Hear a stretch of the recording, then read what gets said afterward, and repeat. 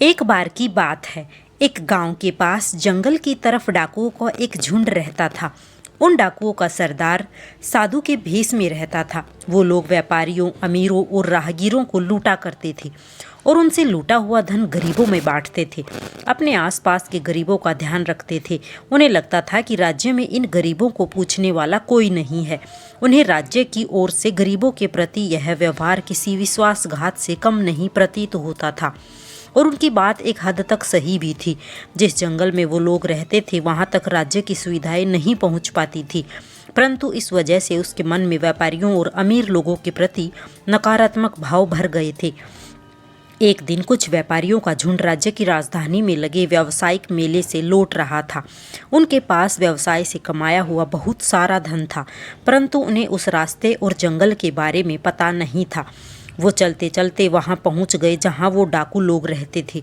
सारे डाकुओं ने धीरे धीरे उन्हें चारों तरफ से घेर लिया और देखते ही देखते सारे व्यापारी डाकुओं के घेरे के अंदर आ गए। और फिर वो डाकू उन सभी व्यापारियों को डराने धमकाने लगे।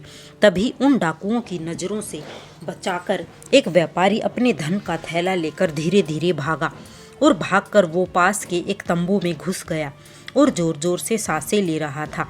भागते भागते थक गया था और डरा हुआ भी था। तभी उसने देखा कि उस तंबू के अंदर एक साधु माला जप रहा है। उसके हाँफने की आवाज़ सुनकर साधु जप से उठा और उस व्यापारी से गुस्से में पूछा कि उसने उसके जप में विघ्न क्यों डाला और आखिर उसने उसके तंबू में आने की हिम्मत कैसे की। इससे पहले कि साधु कुछ और बोल पाता, व्यापारी ने धन से भरा वह थैला उस साधु को संभालने के लिए दे दिया और कहा, पूरे साल की मेहनत के बाद राजधानी के मेले में जो धन प्राप्त हुआ है वो आपको दे रहा हूँ। यह मेरे परिवार की रोटी के लिए है। हमें डाकुओं ने घेर लिया है। यदि हम मारे गए तो मेरे परिवार तक ये धन पहुँचा दीजिएगा, अन्यथा वो लोग भूख से मर जाएंगे। हम सुंदरनगर के निधि सरोवर के पास रहने वाले व्यापारी हैं। अब मैं जाता हूँ। यदि डाकुओं ने मुझे आपके पास देखा तो आपको भी मार देंगे। यह कहकर भागने लगा। साधु के मानो होठ सिल गए हों। वह कुछ कह न सका। जब व्यापारी के जाने का एहसास हुआ तब वह यही कह पाया कि तुम निश्चिंत हो जाओ, मैं तुम्हारे धन की रक्षा करूँगा। व्यापारी के इस विश्वास ने डाकुओं के सरदार को अंदर तक झकझोर दिया था। वह यह सोचने पर मजबूर हो गया कि क्या राज्य की सुविधाएं उस जंगल में न पहुंच पाने की वजह से वह जिन लोगों को लूटता था वो गलत था, क्योंकि वो भी तो मेहनत से धन कमाया करते थे और उन्हें राज्य से ये धन प्राप्त तो नहीं होता था। इन सब बातों ने उन डाकुओं के सरदार को परेशान कर दिया। उसे ऐसा लगता था कि वो सही काम करता है, जबकि आज उसे अपने किए पर पछतावा हो रहा था। तभी उसे व्यापारियों के चीखने की आवाज़ आई। वो भागता हुआ बाहर आया और उसने देखा कि व्यापारियों को बंदी बनाकर उन्हें उसके चेले डाकू मार रहे हैं। तभी वो तंबू के अंदर से छुपकर बाकी डाकुओं को रुकने का आदेश दिया। उनमें से एक डाकू ने हिम्मत कर तंबू में आकर आदेश के बारे में पूछा। तब सरदार डाकू ने कहा कि इन सभी व्यापारियों को जाने दो और इनका धन वापस कर दो। डाकू इस बात पर सहमत नहीं थे। उनके जीने खाने का यह एक स्रोत था। उस डाकू ने सरदार से कहा कि यदि यह गलत है तो हम आगे से मेहनत कर खाएंगे, परंतु अभी क्या खाएंगे और असहाय और वंचित लोगों को क्या खिलाएंगे। फिर सरदार ने कहा कि यदि ऐसी बात है तो लूट का आधा माल व्यापारियों को वापस कर दो और उन्हें जाने दो। इस पर सबकी सहमति बनी और व्यापारियों को आधा धन लौटाकर जाने की अनुमति दे दी गई।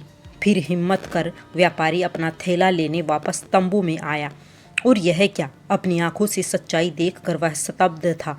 जिस साधु को उसने अपना थैला दिया था वह साधु तो डाकुओं की टोली का सरदार था।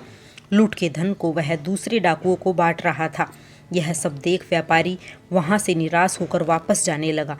वह मुड़ मुड़ कर तंबू की तरफ देख रहा था और ठगा सा महसूस कर रहा था, मगर उस साधु ने व्यापारी को जाते देख लिया था और बाहर आकर उसने कहा, रुको, तुमने जो धन का थैला मुझे दिया था वह ज्यों की त्यों ही है। और साधु ने व्यापारी का धन से भरा थैला वापस कर दिया। अपने धन को सलामत देखकर व्यापारी खुशी से गदगद हो गया और साधु को दान देने की इच्छा जाहिर की, परंतु साधु ने मना कर दिया और हाथ जोड़कर नमस्कार कर तंबू की ओर चला गया। व्यापारियों का झुंड भी खुशी खुशी अपने सुंदर नगर की ओर चल पड़ा। जब सरदार तंबू में वापस लौटा तब वहां बैठे अन्य डाकुओं ने सरदार से पूछा कि हाथ में आए धन को इस प्रकार क्यों जाने दिया। तभी सरदार ने कहा, व्यापारी मुझे भगवान का भक्त जानकर भरोसे के साथ थैला दे गया था। उसी कर्तव्य भाव से मैंने उसके थैले को वापस दे दिया। किसी के विश्वास को तोड़ने से सच्चाई और ईमानदारी हमेशा के लिए सख्त के घेरे में आ जाती है। बिल्कुल वैसे ही जैसे राज्य की सुविधा यहाँ न पहुँच पाने की वजह से हमारा राज्य से विश्वास उठ गया और हम सच्चाई और ईमानदारी के रास्ते से भटक गए। परंतु आज व्यापारी की बात सुनकर एहसास हुआ कि हम राज्य की सुविधा यहाँ तक नहीं पहुँच पाने का दंड सच्चाई और ईमानदारी से धन प्राप्त कर रहे लोगों को उनका धन लूट कर देते हैं और यह गलत है। आज से हम सब मिलकर मेहनत करेंगे और अपने साथ साथ सभी वंचित लोगों की सहायता भी करेंगे।